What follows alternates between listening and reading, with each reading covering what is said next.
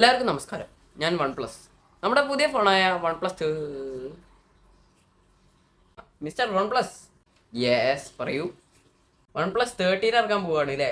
അതെ, one plus 13 ഇറങ്ങാൻ പോവുകയാണ്.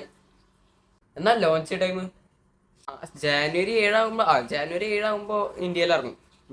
ജാനുവരി 7 ആകുമ്പോൾ ഇന്ത്യയിൽ ഇറങ്ങും. ഫീച്ചേഴ്സ് ഒക്കെ ഒന്ന് പറയാം, കേൾക്കട്ടെ. 2K AMOLED ഡിസ്പ്ലേ, പിന്നെ കോൺ കർവ്ഡ് ഡിസ്പ്ലേ ആണ്.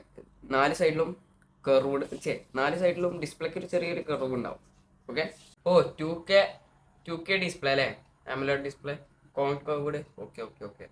പിന്നെ 120 ഹെർട്സിന്റെ റിഫ്രഷ് റേറ്റ്, പിന്നെ 4500 നിറ്റ്സിന്റെ പീക്ക് ബ്രൈറ്റ്നസ്. ഈ 120 ഹെർട്സിന്റെ റിഫ്രഷ് റേറ്റ് അതൊന്നും വല്ല പറയണ്ടല്ലോ. കുറച്ച് ഇൻട്രസ്റ്റീവ് ആയിട്ട് കാര്യങ്ങൾ പറയാം അല്ലേ? അതൊന്നും വല്ല പറയണ്ട, അതൊക്കെ കോമൺ കാര്യം, എല്ലാവർക്കും അറിയാം ഈ 120 ഹെർട്സ് ഒക്കെ ഉണ്ടാവുന്നു. ഈ നമുക്ക് ഇൻട്രസ്റ്റിംഗ് ആയിട്ട് കാര്യങ്ങളൊക്കെ പറയാം. ഈ മറ്റേ OnePlus 12 13 എന്തൊക്കെ മാറ്റങ്ങൾ, അതൊക്കെ പറയാം. ഇൻട്രസ്റ്റീവായ കാര്യങ്ങൾ.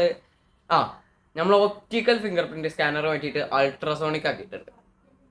അത് എല്ലാവരും വരാതിരുന്നു, ഒപ്റ്റിക്കൽ ആയിരുന്നു. അത് നമ്മൾ അൾട്രാസോണിക് ആക്കി മാറ്റിയിട്ടുണ്ട്. അതെന്തായാലും അടിപൊളി.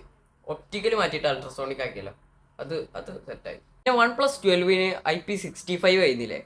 എന്നാൽ അത് മാറ്റിയിട്ട് നമ്മൾ OnePlus 13 IP68 അല്ല, 69. 69. അത് പൊളിച്ച്. എന്തായാലും ഒരു ഫ്ലാഗ്ഷിപ്പ് ഫോണിൽ എന്തായാലും IP69 വേണം. OnePlus 12 പക്ഷെ അതൊന്നും വലിയ ഇതില്ല. നമുക്ക് പെർഫോമൻസിലും യൂസിലാണ് കാര്യം. പക്ഷേ വെള്ളത്തിലൊക്കെ വിടുകയാണെങ്കിൽ ഒരു സേഫ്റ്റിയാണ്. IP69 ഒക്കെ അതെന്തായാലും നല്ല കാര്യം കേട്ടോ. OnePlus 12 പിന്നെ കേർവ്ഡ് ഡിസ്പ്ലേ ഇല്ലേ, അത് നമ്മൾ മാറ്റിയിട്ട് ഫ്ലാറ്റ് ബോഡി ആക്കിയിട്ടുണ്ട്. ഫ്ലാറ്റ് ബോഡി ആക്കിയില്ലേ. പിന്നെ performance, it comes with Snapdragon 8 Elite. അതെന്തായാലും എനിക്ക് അറിയുന്നു.